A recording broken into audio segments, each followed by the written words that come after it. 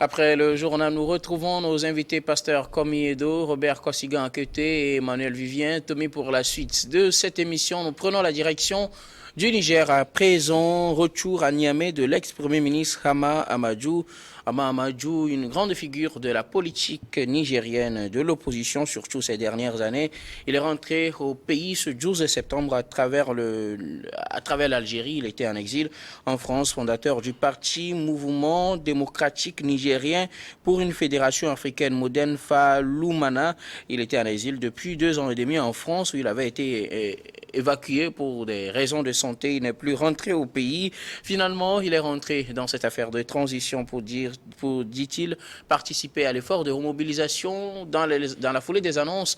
Hama Amadou se dit prêt peut-être à se présenter pour les prochaines élections d'après-transition si ses partisans le lui demandent. Le voilà de retour, l'homme qui a été en exil parce qu'il avait des problèmes avec le président Bazoum. D'abord, Mahamadou Issoufou, on avait retiré sa candidature, du moins on avait rejeté sa candidature. Il avait soutenu finalement celle de l'autre candidat qui est sorti deuxième à la présidentielle, qui a vu la victoire de Mohamed Bazoum. Il était en exil. Le voilà de retour après le coup d'État. Je voudrais bien commencer par vous, Emmanuel Vivien Tommy. Vous savez qu'on est toujours très bien quand on est chez soi. Et donc l'exil, quelle que soit la façon dont ça se passe, que ça soit doré ou pas, on a toujours envie de revenir. Est-ce que lui, il avait un exil doré parce qu'il était malade, selon les informations? Écoutez, il était parti pour des raisons de santé. C'est une stratégie politique. Hein, quand vous êtes un peu brimé dans votre pays, vous avez la possibilité de demander au moins l'autorisation pour aller vous faire soigner. Vous n'allez pas hésiter, hein, il faut demander à Ali Bongo. Vous demandez vite qu'on vous libère et que vous puissiez sortir. Le cas de certains pays où, malheureusement, les acteurs politiques n'ont pas pu sortir à temps pour aller se faire soigner. Ce qui est dommage aussi, parce que si ceux qui sont au pouvoir avaient pris soin de créer des hôpitaux de référence dans le pays, on ne peut pas prétester des soins à l'étranger. Nous, on en a finalement. Oui, heureusement que nous, on en a finalement. Docteur Lafier. Alors, effectivement, pour revenir au sujet, je pense que Mahamadou avait envie de revoir son pays et surtout de revenir sur la scène politique. Et donc, toute occasion était bonne. Il a saisi. Même celle d'un coup d'État. Oui, il a saisi. Maintenant, moi, ce qui me gêne justement en tant qu'homme politique, c'est cette déclaration-là. Parce que quand on est un homme politique, on doit effectivement tenir sa langue cette fois quand il s'agit des coups d'État. D'abord, quand il s'agit de coups d'État, il faut d'abord condamner. Alors, on n'a pas senti qu'il avait condamné, mais aujourd'hui, il dit, lui, il se c'était face à son adversaire politique, donc il se dit, mais il faut ça fait ses affaires. C'est une condamnation de principe. Je condamne le coup d'État. Hein? Même si on sait que, au fond, on sait que dans ton cœur, tu l'apprécies. Maintenant, dire que, écoutez, après la transition, il serait prêt à se présenter aux élections si son parti le lui demande, c'est aller trop vite en maison. Parce que on n'est pas encore arrivé. C'est sa vision. On n'est pas encore arrivé. Il n'a pas dit qu'il va travailler avec la transition. Oui, mais ceux qui sont chargés de, bien ceux qui sont supposés faire la transition n'ont même pas pris fauteuil en bonne et due forme. On a vu le coup d'État du Niger qui s'est passé bien de jours avant le coup d'État du Gabon. Mais M. Nguema, lui, il a pris déjà fonction véritablement. Oui, parce que on sait. Mais au Niger... Parce qu'un seul pays a décidé. Au Niger, ça traîne toujours. Et donc, quand Amadou dit que lui, il s'apprête à se présenter si son parti lui demande après la transition, on pourrait se dire, mais il fait les yeux doux au pouvoir de coup d'État. 2, il veut en même temps préparer le terrain. Pour ceux qui ne veulent pas vite se prononcer, ça fait leur affaire. Moi, je suis déjà prêt. Hein.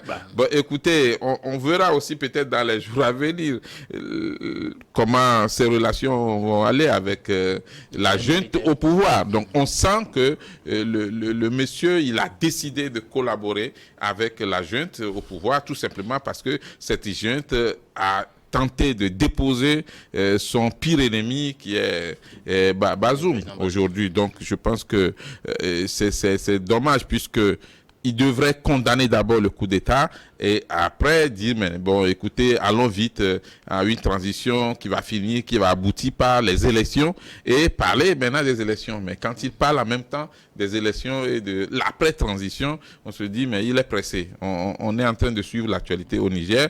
On verra aussi ces rencontres avec les chefs de la junte. Pasteur, Ama Amadou est de retour finalement au Niger après quelques temps passés en France en exil. Alors, qu'est-ce qu'on va reprocher à Mahamadou? Parce qu'il est rentré dans son pays et en tant qu'un acteur politique, il veut se repositionner. Il veut se repositionner, c'est de bonne guerre. Le malheur des uns fait le bonheur des autres, dit-on souvent. Est-ce que tous les malheurs des uns doivent faire le bonheur? Oui, mais on le dit souvent. Je dis souvent. Hein, on le dit souvent. Okay. Mais quand il s'agit du pays... À certains moments, on ne le dit pas, mais on le dit souvent. et donc, Mahamadou, qui a été écarté par le duo Bazoum et Issoufou, oui. Aujourd'hui, Bazoum n'est plus au pouvoir. Issoufou non plus. Issoufou non plus. Ouais. Et donc on l'a écarté parce qu'il est brillant, parce qu'on a monté un problème de bébé, et donc finalement on l'a écarté. C'est la Il a été politique. gracié après. On l'a écarté, il a C'est été la gracié, politique. après il voulait être candidat, on l'a écarté. Et donc il est parti en France. Alors voilà cet aspect, il a touché un aspect très important tout à l'heure, parce que la plupart de nos dirigeants, quand ils ont un problème de santé, et ils ont un souci de santé, ils vont toujours dans les pays étrangers, notamment en Occident ou Mais bien aux ce États-Unis. n'est pas une manière pour échapper à la justice. Non, parce que selon ce qu'il a dit, il doit venir moi, je dis effacer autre ce chose, contentieux avec la justice. autre chose, karma. Parce que ce sujet-là est d'actualité. Parce que si vous avez créé des hôpitaux de référence, des hôpitaux de renom, parce que ce ne sont pas des médecins qui manquent en Afrique. Nos médecins vont dans les pays, vont faire leurs prestations dans les pays et revenir. Ils prennent des avions. On connaît des médecins au Togo qui prennent des avions pour aller en Occident, faire des prestations médicales et revenir. Donc ce qui veut dire que nous avons des médecins, on a la compétence. Mais il n'y a pas des infrastructures, il n'y a pas des équipements. Et donc ceux qui sont au pouvoir ne pensent qu'à eux, leurs intérêts. Et c'est eux et leurs familles qui peuvent prendre un avion pour aller, ce n'est pas n'importe qui. Moi ici, je ne peux pas prendre parce que je n'ai pas les moyens pour prendre de l'avion, pour aller me faire soigner ailleurs, je n'en ai pas. Et peut-être que Tommy en est parce que, il est avec son président et là. Moi, je n'en ai pas du tout. Et toi aussi non plus, peut-être toi tu es ici. Non, mais non, on a Tu as de l'assurance ici. on a un hôpital de référence On va au revenir.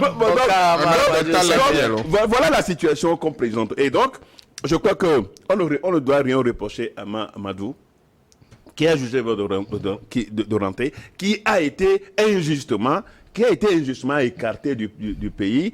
Et donc, aujourd'hui, il a trouvé une occasion, parce que ceux qui voulaient à sa vie, ceux qui tentaient à sa vie, ne sont plus aux affaires. Donc, c'est d'autres personnes qui sont là, et on ne va rien lui reprocher. Il a trouvé une occasion pour se positionner, et donc, il peut facilement vivre aujourd'hui dans son pays. Et donc, c'est pourquoi, quand on est aux affaires, il faut faire extrêmement attention à ce genre de situation pour ne pas se retrouver dans des mauvais draps. Donc, à Mahamadou, j'admire cet homme.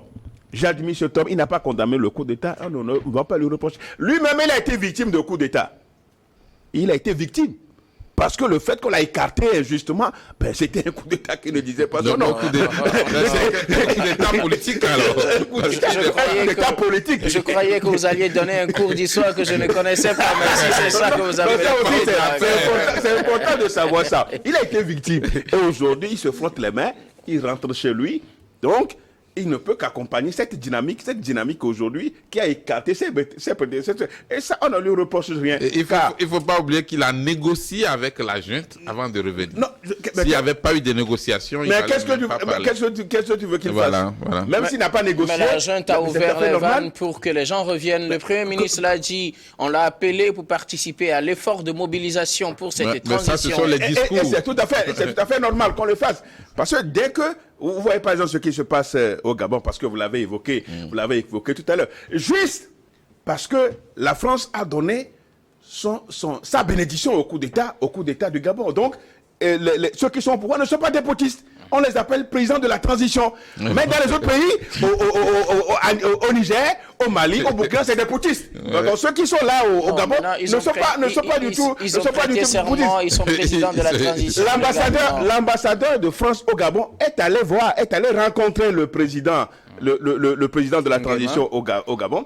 Mais au Niger, à Niamey, on a demandé à l'ambassadeur de venir. Le Premier ministre l'a appelé, il a refusé. Parce que la France, son pays, lui a dit de ne pas le faire. Alors vous voyez, 2 poids, 2 mesures de cette France. Est-ce qu'il faut se confier toujours à cette puissance-là? Non, pas du tout.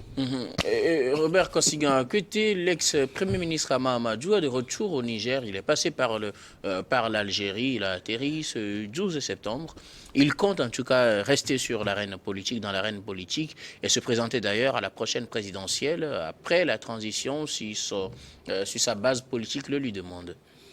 Oui, Hama Amadou qui avait du mal à partir avec la justice de son pays dans une affaire de bébé, parenthèse volée ou quoi. Une affaire qui n'a jamais été élucidée. Il a quand même été condamné à 1 an. Oui, mais ça n'a pas été bien élucidé. C'est-à-dire que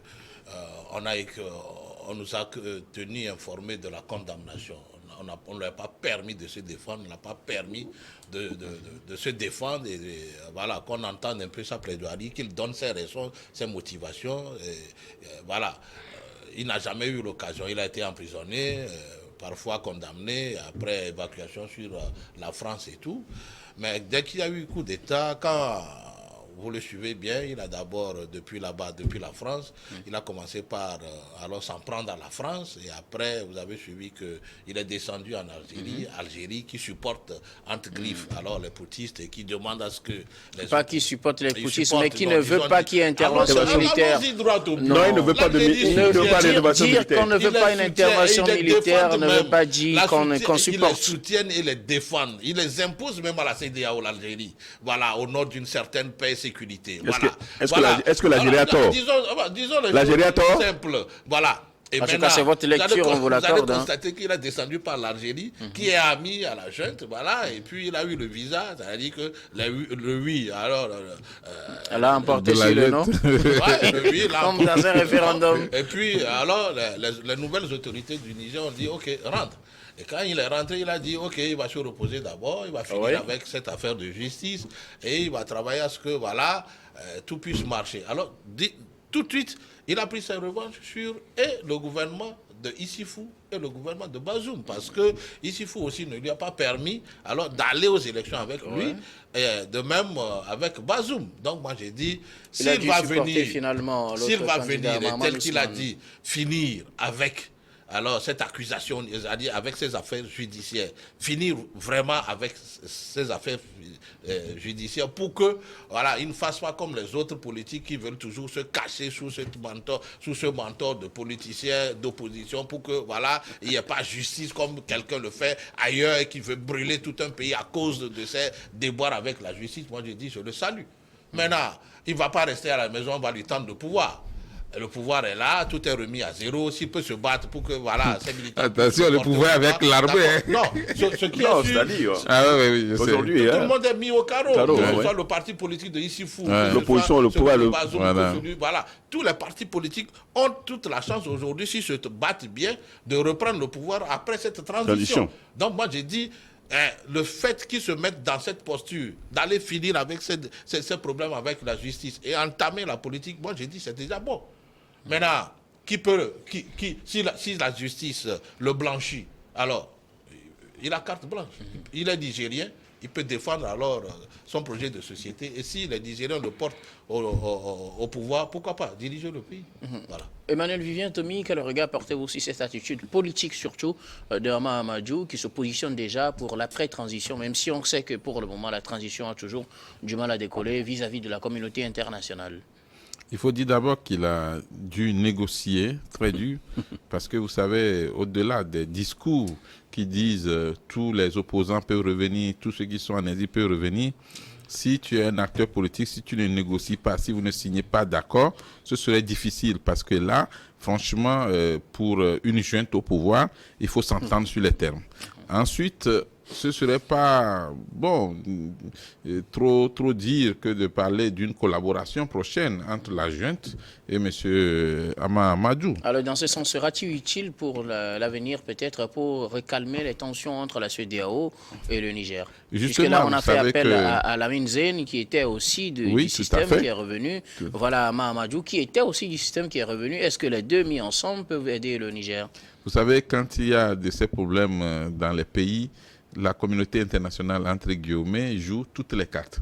Je prends l'exemple du Togo où, dans les années 2002, on a fait appel à Edem Kodjo, Nachaba et puis, je crois, Barké, qui ont accompagné le général Eyadema pour aller devant l'Union européenne. Et vous vous souvenez sans doute des 22 engagements. Et donc, on essaie de prendre...